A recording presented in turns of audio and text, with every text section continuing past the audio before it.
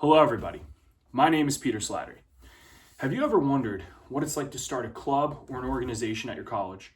Well, today I'm going to tell you a short story on how me and a group of other people came up with the idea, founded, organized, executed, and what the end results were of a club that we started at Rutgers called Rutgers University Survivor. Now, for those familiar with the CBS show, Rutgers Survivor is literally Survivor at Rutgers. And for those who are not, Survivor is basically a reality TV game show where a group of people are broken up into two groups. Those two groups compete. The winner stays safe. The losers have to vote somebody out on their own team. So there's a lot of social dynamics that come into play. There's a lot of different strategies that come into play. So it's a really fun and entertaining game.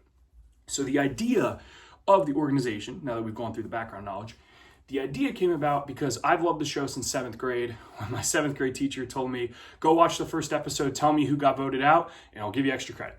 From that point on, I was hooked. I loved the strategy. I loved the socialization. It was awesome. Fast forward now to college, when I was at Rutgers, New Brunswick, and I initially was a little disappointed because, there are other Big Ten schools that have Survivor clubs. You have Survivor Michigan, Survivor Maryland. All these different schools have a Survivor club, but Rutgers didn't. So I was a little while later, then I was talking to a friend, Adam Tropper, and we were just reminiscing over the fact that, how much we love the TV show. And then eventually the idea popped into our heads like, why don't we just do our own Survivor? And then the other one said, yeah, at Rutgers. So from that point, Rutgers Survivor was born. Now we're going to talk about the formation. And almost immediately, we ran into issues. Most prominently, to start a club at Rutgers, we did not know this, you need 3 people, me and Adam. We need one more. We have no idea who we're going to get. But luckily, I was in an a cappella group at the time. And I came to that rehearsal wearing a Survivor buff, just because why not? I like the show. I like to wear the buff sometimes. And one of the guys in the a cappella group actually pointed out, yo, is that a Survivor buff? And we started talking back and forth. And after 5 minutes, I was like, oh, duh. Me and my roommate are trying to start a Survivor club. Do you want to be a part of this? He's like, yes. So from that point, we had our 3 people. And that's how many you need to start an e-board. So we had to go through a lot of stuff as an e-board to actually get the organization recognized by Rutgers. We called it Scarlet Tape instead of Red Tape because, Rutgers Scarlet Knights, but whatever. Yeah, so a lot of Scarlet Tape we had to get through. Most notably, because there's no other organization like this on campus that really has people do challenges as a part of like the core of, the organization. So we got an email sent back to us saying, yeah, this isn't going to work. We need a full detailed list of challenges for every single shooting day that you want to do. And we need that in 24 hours. And so me and Adam start panicking because we're like, holy crap, we have 24 hours to come up with the whole season, all the challenges.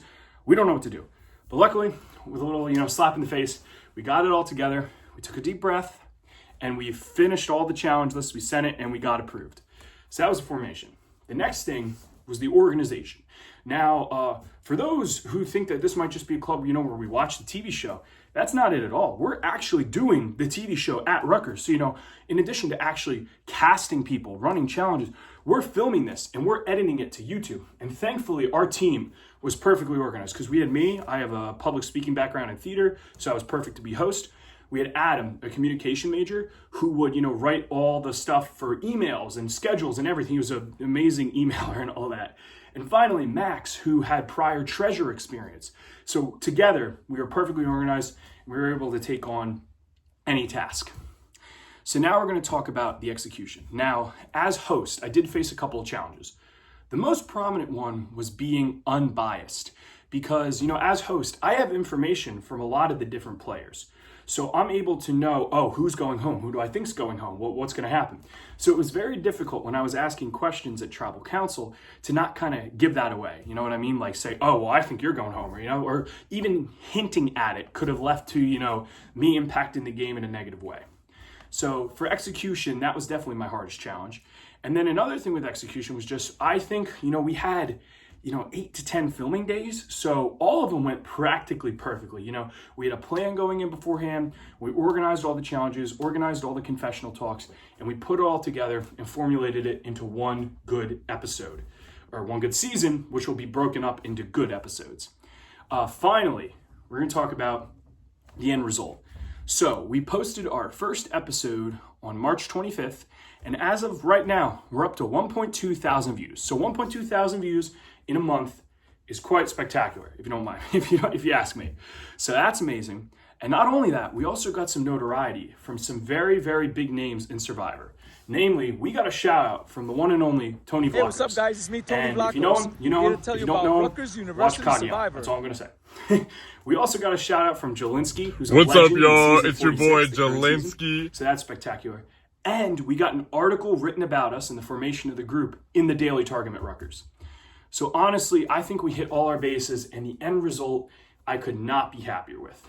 So this is what it's like and what you have to go through if you want to start an organization at your college. It might seem daunting and impossible at first, but if you have the passion, the teamwork, and the people behind you, you can lead you to success. So check out Rutgers Survivor on YouTube. We're going to be posting more stuff soon. Thanks.